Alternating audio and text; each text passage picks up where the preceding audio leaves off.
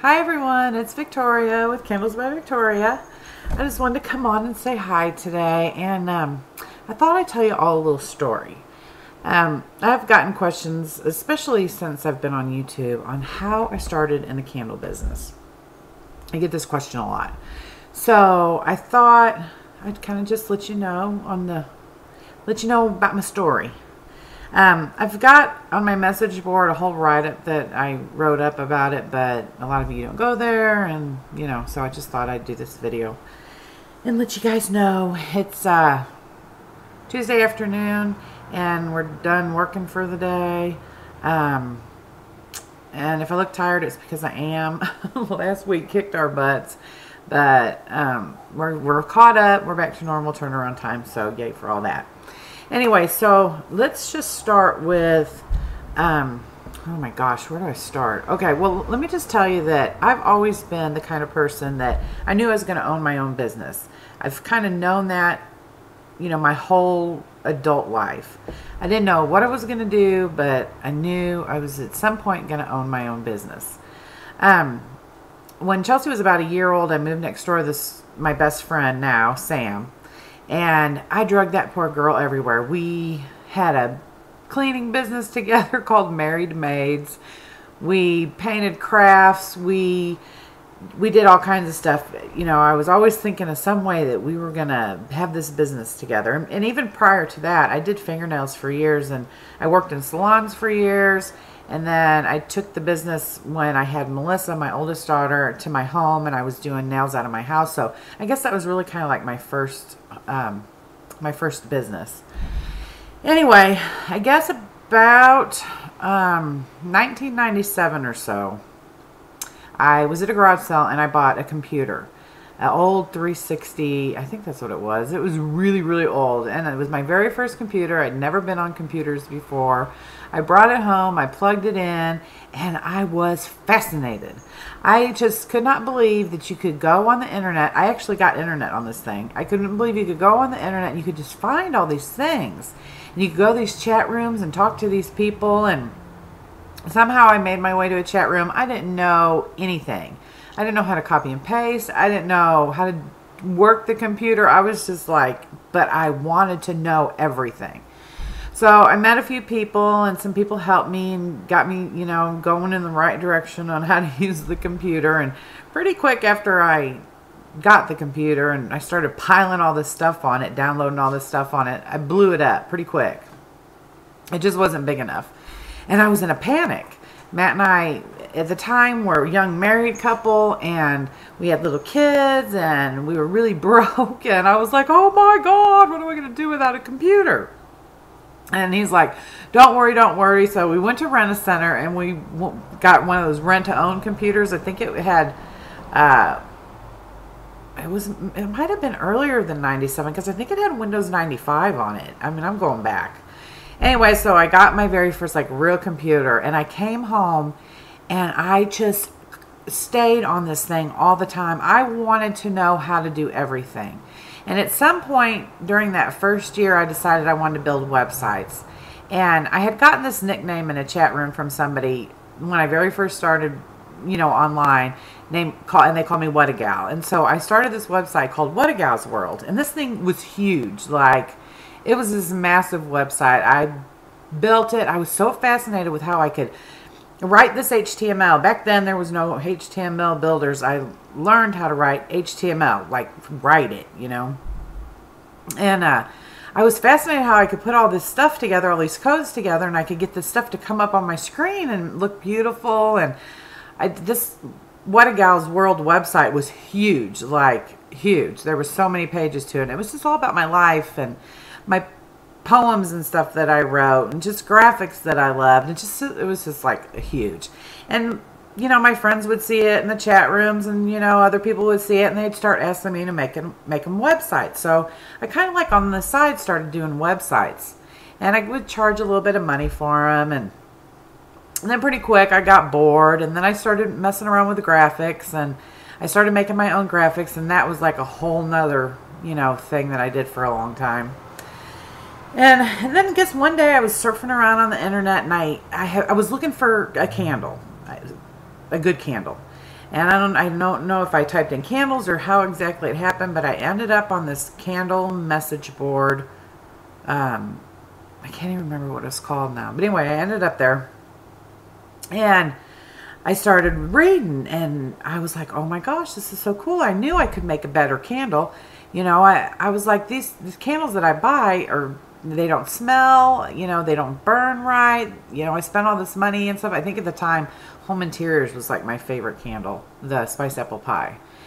But I couldn't smell it. And I was like, I know I can make a better candle. So I started ordering a few things, and I got my first little batch of stuff, you know, in the mail. And I remember I had a double boiler on my kitchen stove, and I melted all the wax, and I put the scent and the wick in there, and I made the worst candle ever. It was just the most horrible candle, but it smelled so good, and I was like, oh, I can do this, you know. And at first I was like, well, I'll just make candles for me and my friends, and it just kept growing. I couldn't stop. I was like, I wanted to know everything. I read everything. I found out everything I could. I tried all this stuff. I was buying all these supplies, and I'm talking, this is over a span of about a year and a half from the time I got my first kit. Before I ever sold a candle was about a year and a half.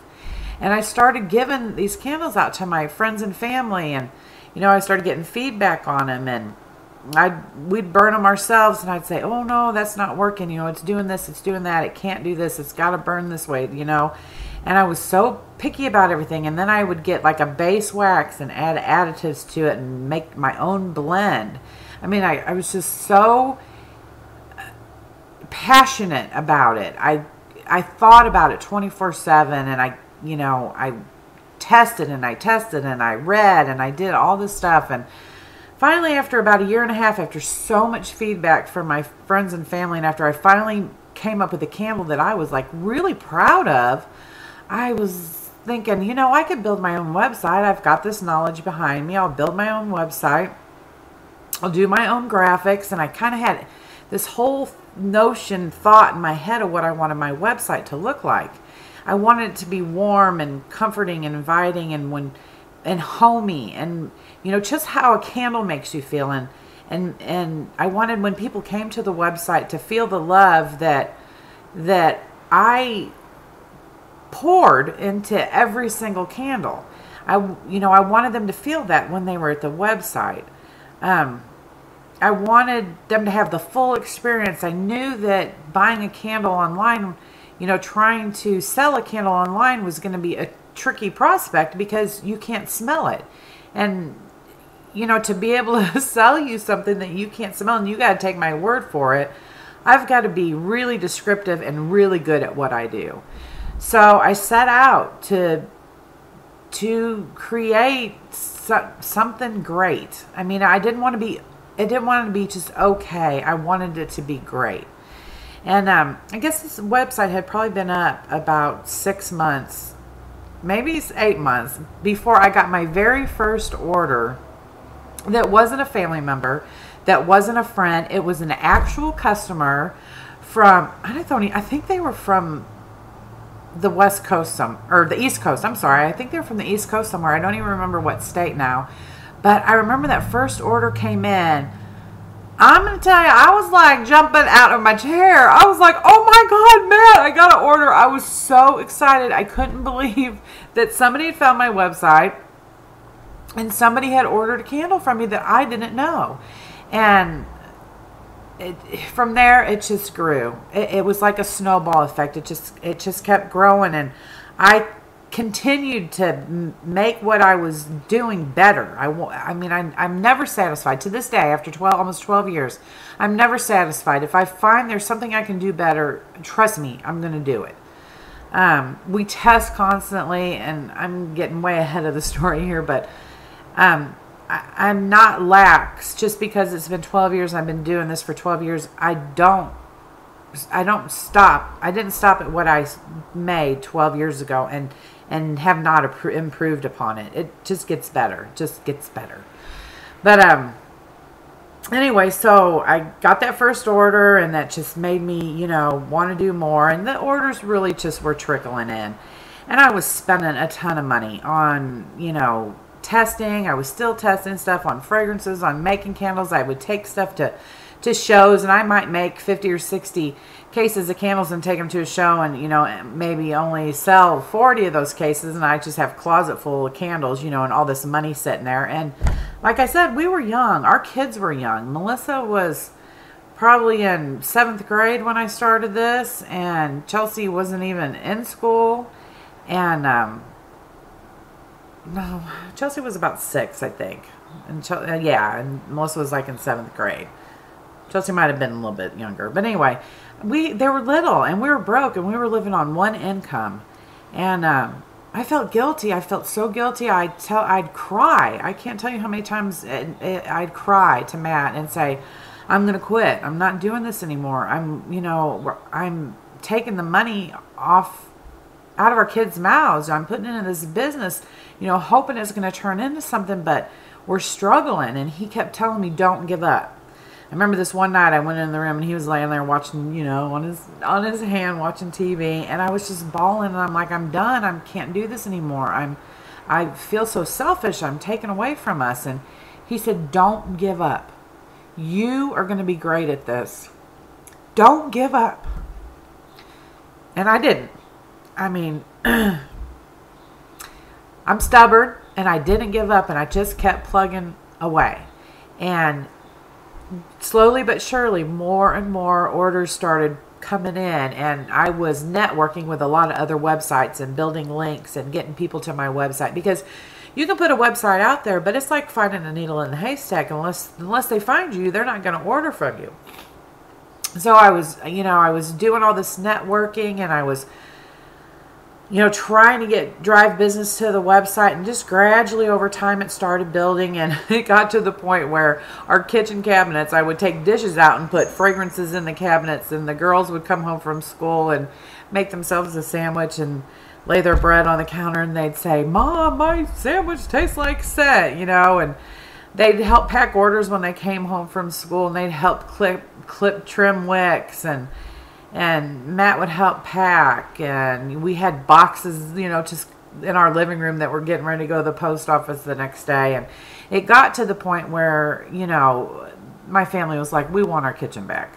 So Matt and I decided to build a little shop behind our house. It was just a little shop. I mean, it was probably like 20 by 20, 20 by 25. I don't know. It wasn't very big. And we spent a couple $1,000s, and we built this little shop, and it was like my haven. I was so excited when I got that place. I remember when I moved all my stuff out there, and it was like my own little workshop. And I could go out there, and I could pour orders, and I could work, and then when I was done, I could shut the door at night, and the mess was out there.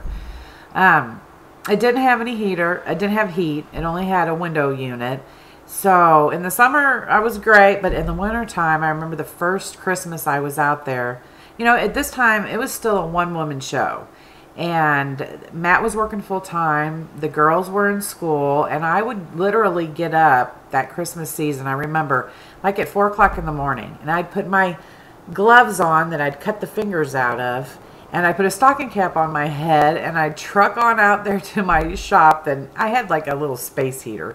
But I'd truck out there to my shop, and I'd be pouring candles in the freezing cold and the dark. I remember my neighbors would comment that they'd drive by, going to work at 4 and 5 in the morning, and they'd see my light on out in the store, out in my little shop. But I remember that first Christmas, I was in the shop. I was getting pretty many orders, and I was trying to do it all myself. And I remember sitting down one morning, being so tired, and sitting down in the middle of my little store and just crying, because I didn't think I was going to be able to get all these orders out for these customers. I probably had I was probably backed up like 50 orders or something for the holiday season. And I was like, how am I going to do this all by myself? How am I going to get all these orders out? These people aren't going to get their Christmas presents. And it happened. We got them out. I got them out, with help of my family. We did get them out. But I remember being so overwhelmed, and now that's nothing. But I guess at some point, Matt and I started to grow apart from each other. I was so busy with work, and he was so busy with his work. And over some time, a year's time or so, we just kind of grew apart and ended up divorcing. And although we still loved each other very much, I don't think either of us knew how to make it work, so we just divorced. And during that time, that year, I stayed in the house and I continued to work out of that little store. And at some point, I decided that I really wanted to start fresh. I wanted a fresh start, and so I wanted to move out of the house that we had raised our girls in and that we had shared together, and I wanted my own thing. So I moved from Rockwall, which is a big town, and I moved up here to East Texas, and I opened a store up here. I'd spent about 6 months getting it ready and put quite a bit of money into it. I had the house next door to it, and then there was a big 1,500 square foot house and a 1,500 square foot store with like a 1,500 square foot barn, antique barn on the back of it. That was like a storage place. And I turned this place into like my dream store, my dream workshop, my dream everything. And put quite a bit of money into it, expecting, people just flood in the doors when I opened. And it didn't happen. It was a really bad location, and the overhead was really, really high, and I was losing my butt.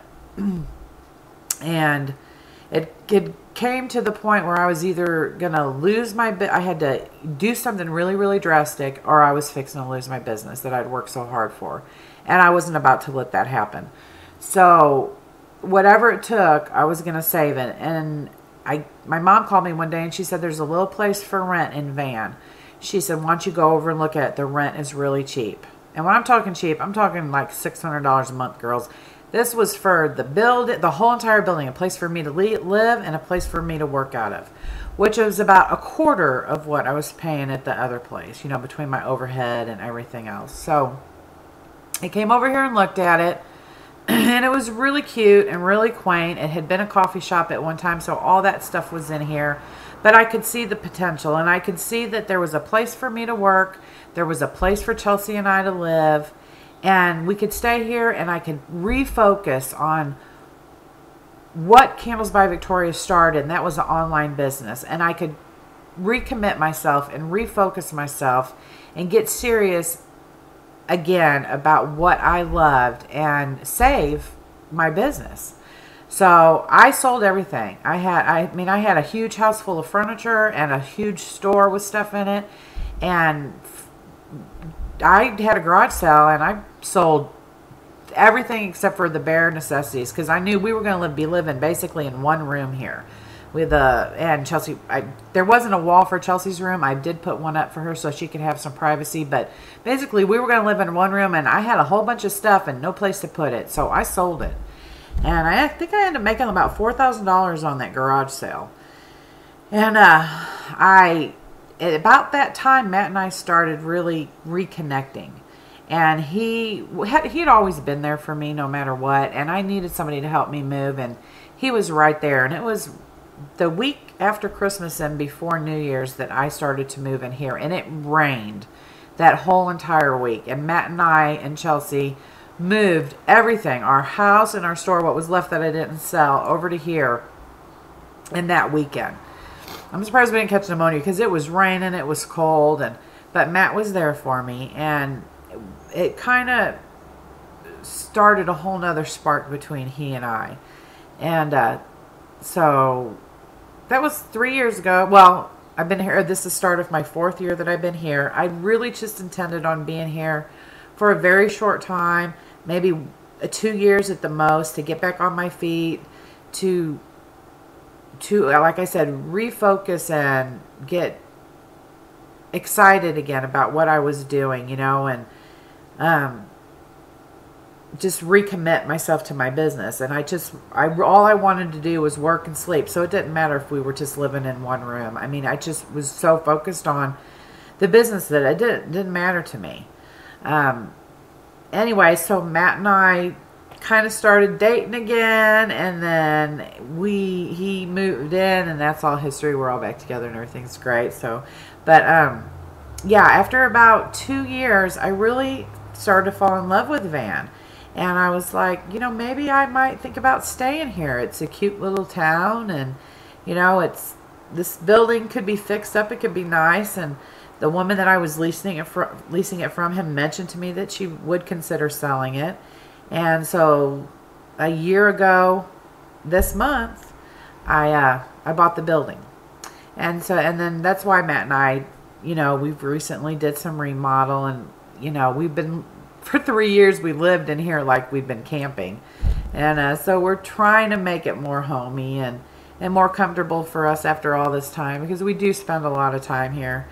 And I really think everything happens for a reason. As much as I loved that other store and how it broke my heart to have to walk away from that, this is where I was meant to be. I was meant to just refocus and recommit and, you know, come back to what I love so much, and that is making a great candle at a reasonable price, giving you guys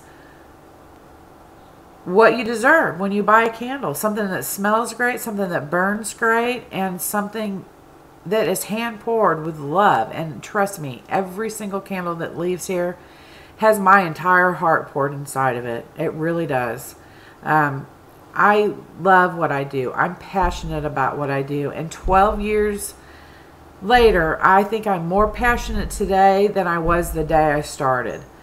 I'm more focused. I'm more passionate. I love what I do so much. And I treasure each and every one of you, because if it wasn't for you guys, Candles by Victoria wouldn't be what it is today. And it will continue to grow because of you guys. And one day, I hope and pray that I can pass this on to my girls, and that my legacy will be Candles by Victoria and what I've built and worked so hard for to pass down to them. Recently, we were approached by, I'm not going to go into a lot of detail, but we were approached by a company to sell, and they were going to do things differently. And first of all, I don't want to sell. I never wanted to sell. I was approached by them unsolicited. But Candles by Victoria started as a hand-poured, homemade company, and that's what it will always be. I never started this to get rich. I never started this to be famous. I started this to help support my family, to help take some of the burden off of Matt at the time, and because I loved it so much, because I would have done it for free, I think. And I actually did do it for free for a long time. It actually cost me a lot of money. So I do it because I love it. And I do it today, 12 years later, because I still love it. So we're not going nowhere. Candles by Victoria is always going to be Candles by Victoria. It's always going to be owned by someone in this family. And I would be proud if my girls one day would take it over. They want to. They talk about it all the time. They're ready to kick Mom, you know, to the curb. They're like, well, when she's too old and sick and she can't do this anymore. I'm like, don't get in a hurry, guys. Anyway, I hope that was entertaining. I hope it answers some questions for you guys. We love you very much. From the bottom of our hearts, we love you very much. And we appreciate you. And we never take for granted not a single order. So, because I know I can go online and I can spend my money wherever I want to, and I want to spend it with people who care and are passionate about what they do. So I hope that you can see that love and that passion from us. And thank you. We love you. Have a great night, everyone.